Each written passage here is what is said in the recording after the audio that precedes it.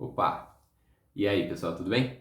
Esse aqui é o vídeo de número 12 do Freud na Lata. Nessa segunda temporada é o quarto vídeo. A segunda temporada inteira dedicada à teoria psicanalítica freudiana e toda a série Freud na Lata é pautada por um interesse de apresentar Freud da maneira mais direta possível. A gente teve olhando nos primeiros vídeos aí da segunda temporada a dinâmica interna dos conceitos na teoria freudiana. A partir desse vídeo, eu prometi para vocês, eu vou entregar. A partir desse vídeo, a gente vai se aproximar um pouco mais dos textos e tentar olhar como os conceitos se movimentam na tal da corda de marinheiro lá que eu tinha sugerido para vocês. E a ideia específica para esse vídeo aqui é a gente dar uma olhadinha para o que é chamado, né, enfim, genericamente, de periodização, pautado pelos marcos conceituais dentro da obra do Freud. O que isso quer dizer? A periodização de uma obra é um procedimento comum no campo intelectual e diz respeito à tentativa de dividir uma obra em partes componentes. Então a gente teria o primeiro Lacan e o segundo Lacan. A gente teria o Kant anterior e posterior a algum texto específico. A gente teria o jovem Deleuze e, né, enfim, o Deleuze pós-Anti-Ed. Né, enfim, tem várias tentativas de periodização que acontecem em relação a vários autores, dividindo em jovem e velho, em primeiro e segundo, em antes ou depois, do que quer que seja. Em relação ao Freud, isso pode ser feito? Pode. Mas com bastante complexidade e sucesso relativo. Por quê? Por conta do tal do dinamismo. E para respeitar as nuances da obra. O que eu vou tentar fazer aqui é mostrar para vocês como as periodizações poderiam aparecer. Então, a gente vai falar de maneira breve, como sempre, mas vai falar de bastante tempo, vamos usar muitas datas e vários conceitos vão aparecer. Tá? Então peço a vocês que, se vocês tiverem esse recurso, dá uma pausadinha no vídeo aí, pega papel e caneta, porque vai rolar muita coisa. E o editor de recursos gráficos do Errâncias ainda não existe. Então, por enquanto, é só aqui na lábia. Então, né, enfim, vocês anotem para se localizar, para não se perder. Tá bom? Mas vamos lá, então. O Freud viveu de 1856 até 1939. O que isso tem a ver com a teoria dele? Nada. Então a gente pode esquecer a primeira parte inteira da obra, da vida dele, na verdade, porque a obra freudiana que a gente considera não estava acontecendo ali. Ele se forma em medicina em 1881, já uns bons anos depois, ganhamos um tempo. Mas ainda não nos diz muito respeito. O lance é que logo depois ele vai para a França, aquele encontro com o Charcot, não sei o que, isso é importante para a história da psicanálise, vai impactar um pouco na teoria psicanalítica, mas não tem nada muito imprescindível acontecendo, então a gente segue. Já na década de 1890, então vamos lá, corda de marinheiro, né? Eu comecei ela de 1856 até 1939. A gente já está aqui chegando em 1891. Em 1891 acontece uma coisa interessante, que o Freud publica uma monografia, como um jovem acadêmico e tal, ele escreve uma monografia que chama Sobre as Afasias. É um texto interessante. Ali, um dos tais dos filósofos da psicanálise brasileiros, que eu mencionei num vídeo atrás aí, que chama Luiz Alfredo Garcia Rosa, ele sugere que nessa monografia o Freud apresenta o que ele chama de um aparelho de linguagem. Tem uma ideia interessante ali, que é pautada pelo associacionismo, que é um movimento filosófico específico. O lance todo é que o Freud vai começar a montar um jeito de olhar para os fenômenos cerebrais naquele contexto, mas também mentais, acima de tudo, e no fim das contas vão ser fenômenos psíquicos, que envolve a articulação. Então tem uma coisa ali que é relevante. Mas ainda está longe de ser a teoria psicanalítica freudiana propriamente dita. Alguns anos depois, 1895, acontece uma coisa que é relevante também. Duas, na verdade. Uma é a publicação do Estudo sobre a Histeria, que é um livro que o Freud escreve em coautoria com o Breuer, que é um outro cara que não nos interessa aqui. E ali aparece o que chamam de método catártico. Então quem teve aula de psicanálise na graduação já quebrou a cabeça tentando entender qual é que é o tal do método catártico e que relação ele tem a ver com a psicanálise. O método catártico a gente pode tratar muito panoramicamente como se fosse uma espécie de ponto de passagem, um elo intermediário. Não é um elo perdido, mas é um elo intermediário entre o Freud neurologista mais inscrito na tradição da época dele e o Freud que vai criar e difundir a psicanálise como um método próprio. Esse período do método catártico a gente pode imaginar que vai mais ou menos de 1895 até 1900. Nesse período, então, aparecem alguns elementos que são muito importantes para a teoria psicanalítica posterior.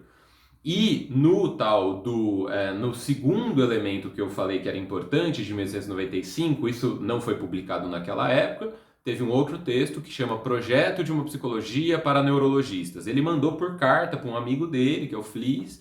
Isso não foi publicado só póstumamente, muito tempo depois, ele já estava morto, inclusive. Agora, ali o Luiz Alfredo Garcia Rosa, que eu já mencionei, o tal do filósofo da psicanálise, vai dizer que o Freud propõe um aparelho de memória.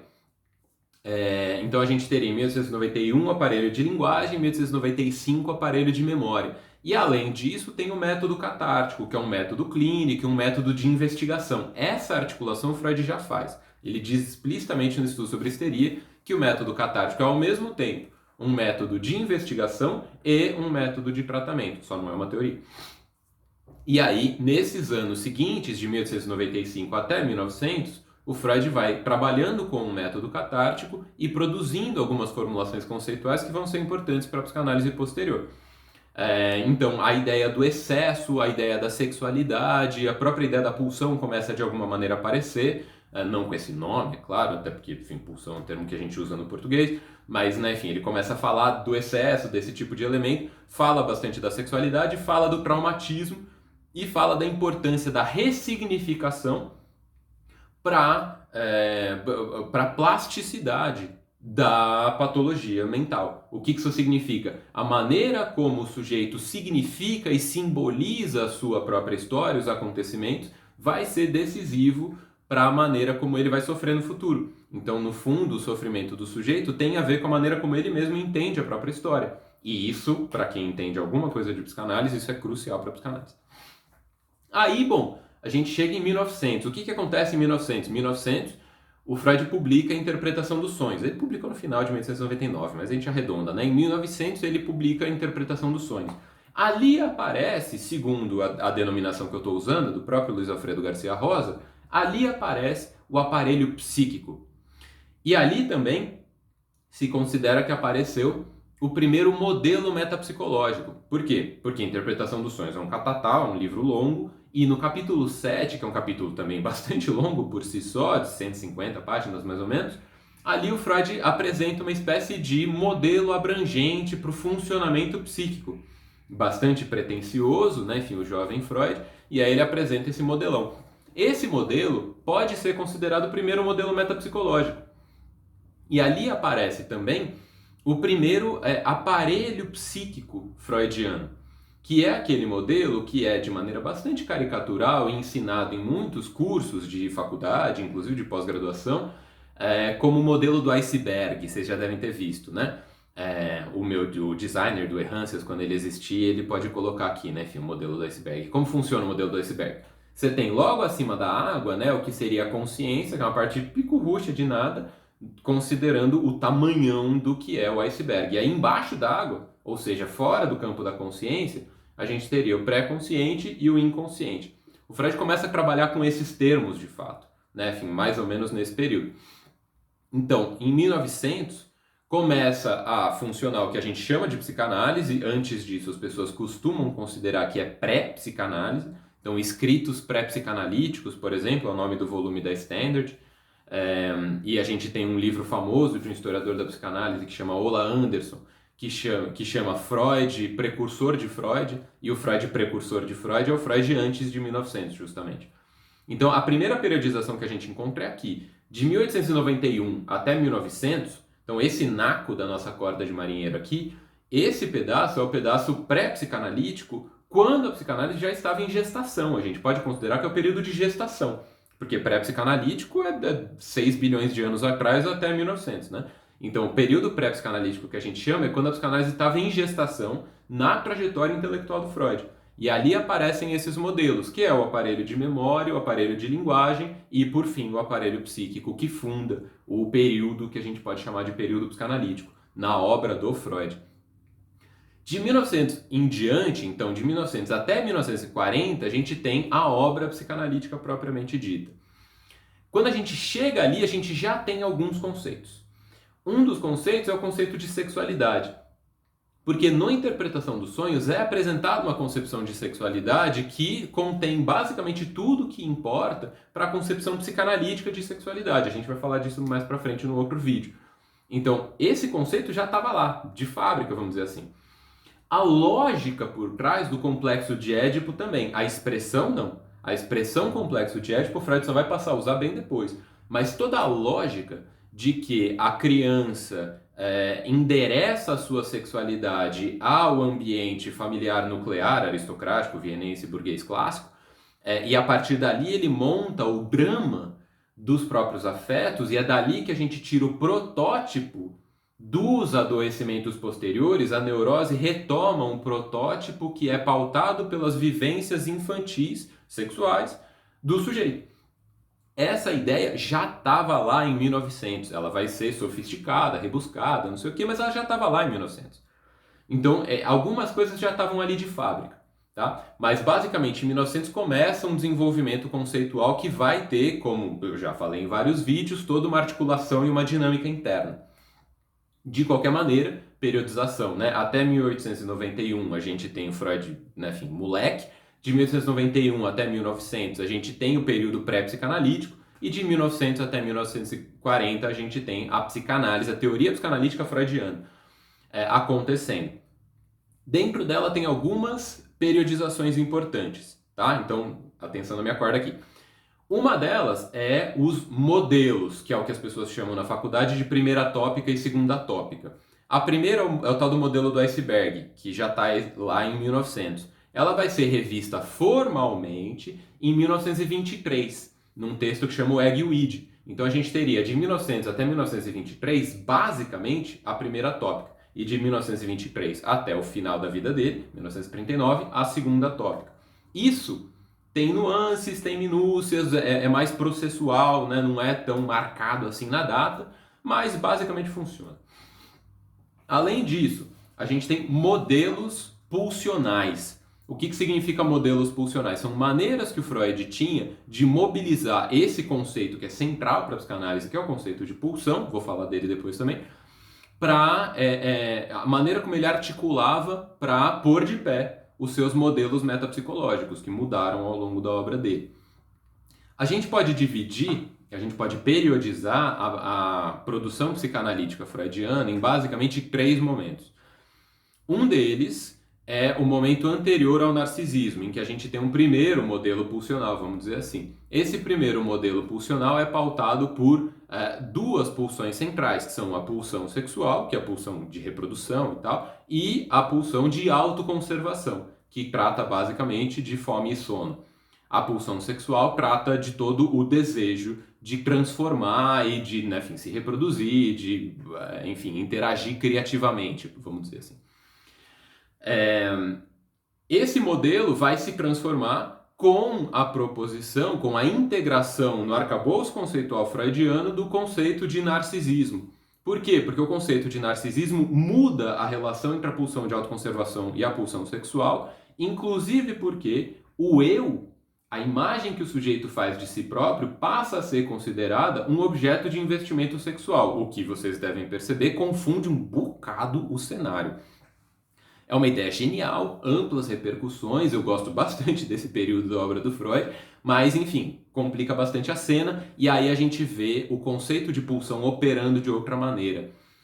Formalmente, a datação, se a gente quiser colocar, vai ser 1914. Então, de 1900 até 1914, a gente tem um primeiro período pulsional. Aí, de 1914 até 1920, a gente tem um momento intermediário, que é esse momento muito regulado pelo impacto do conceito de narcisismo na obra como um todo, né? Na verdade, na metapsicologia como um todo. E aí, de 1920 até a morte do Freud, tem uma nova revisão, que ela é apresentada nesses termos, é uma revisão do modelo pulsional, que tem a ver com a proposição do conceito de pulsão de morte. O Freud apresenta o conceito de pulsão de morte num texto grande, muito denso, muito complexo, muito heterogêneo, que chama Além do Princípio de Prazer, e ali ele muda então não só o modelo pulsional, mas também o princípio do funcionamento psíquico. E aí a gente chega numa outra divisão, que é uma divisão bem grande, de 1900 até 1920, a gente tem o primado do princípio de prazer. E de 1920 até o final da vida do Freud, a gente tem o princípio de prazer um pouco disputado ou contestado pela compulsão à repetição, o princípio da desfusão pulsional, que vai ser articulado com a pulsão de morte e vai gerar uma série de revisões conceituais secundárias, que eu não vou entrar no detalhe aqui. Então, o que a gente viu até agora? Essa divisão entre pré-psicanálise e psicanálise, a gente viu essa divisão em relação aos modelos topográficos, né? Enfim, a primeira tópica e a segunda tópica, e a gente viu também a divisão nos modelos pulsionais.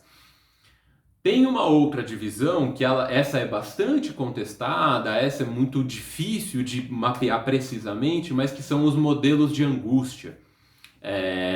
O conceito em si é um conceito difícil, de qualquer maneira, existem muitas pessoas que estudam esse fenômeno, que é a transformação ao longo da obra do Freud, da maneira como ele compreendia uma série de fenômenos que são difíceis de discriminar, porque a linguagem nos deixa na mão nesse momento, mas que é ansiedade, angústia, pânico, medo. Essas coisas são tratadas de maneira muito complexa e um pouco confusa pelo próprio Freud, e é claro, o processo de tradução disso para o português só adiciona confusão ao que já não era fácil.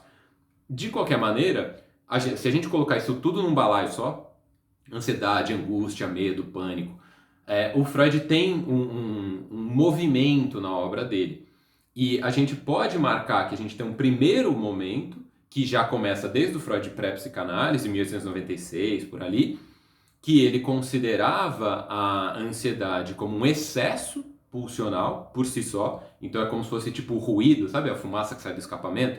A angústia é o excesso de pulsão, no caso, né? Enfim, de investimento pulsional num determinado representante. E aí o vazamento daquilo gera a tal da angústia.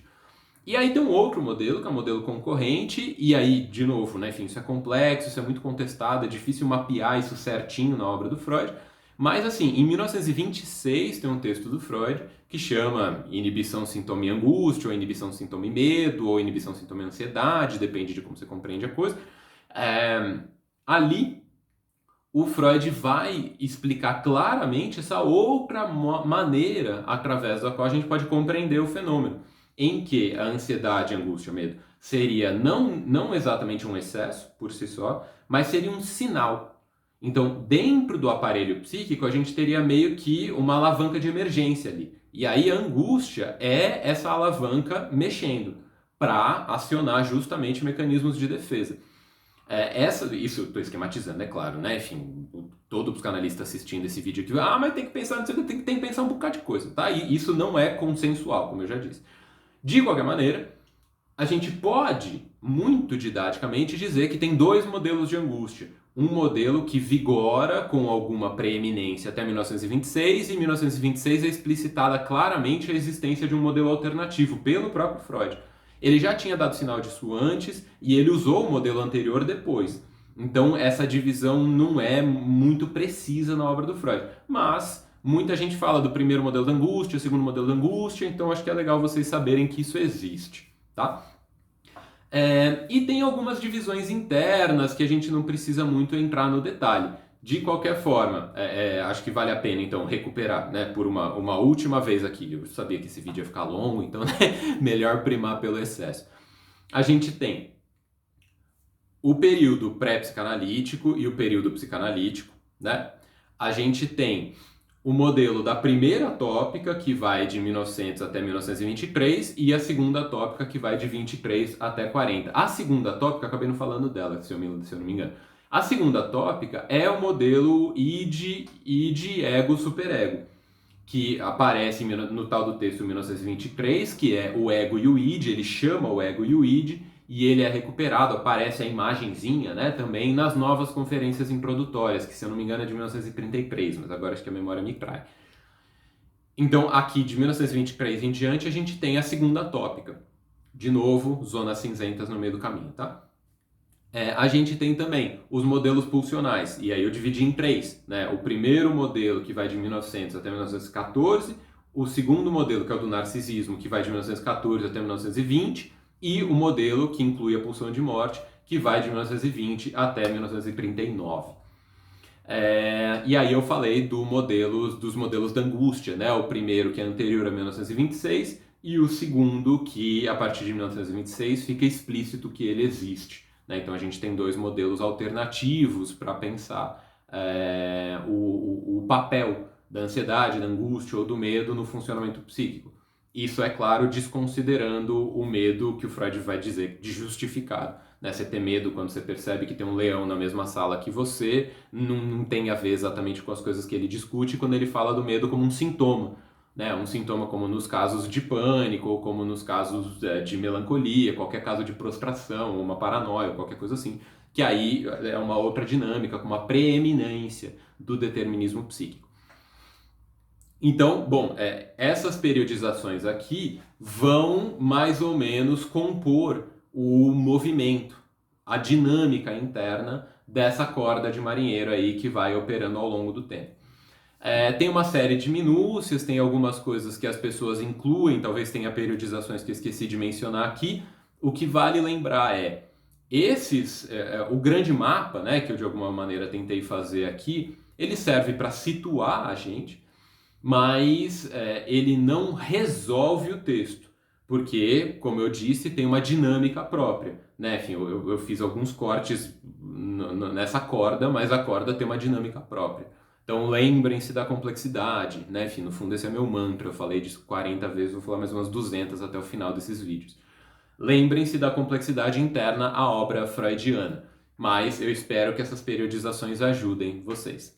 Tá bom? Espero que a ausência do designer gráfico do Errâncias não tenha tornado esse vídeo muito mais difícil do que ele precisa ser, e eu espero que vocês continuem comigo quando a gente olha alguns casos específicos dentro da teoria psicanalítica freudiana para entender algo sobre esse amplo e complexo e fascinante campo conceitual. Beleza?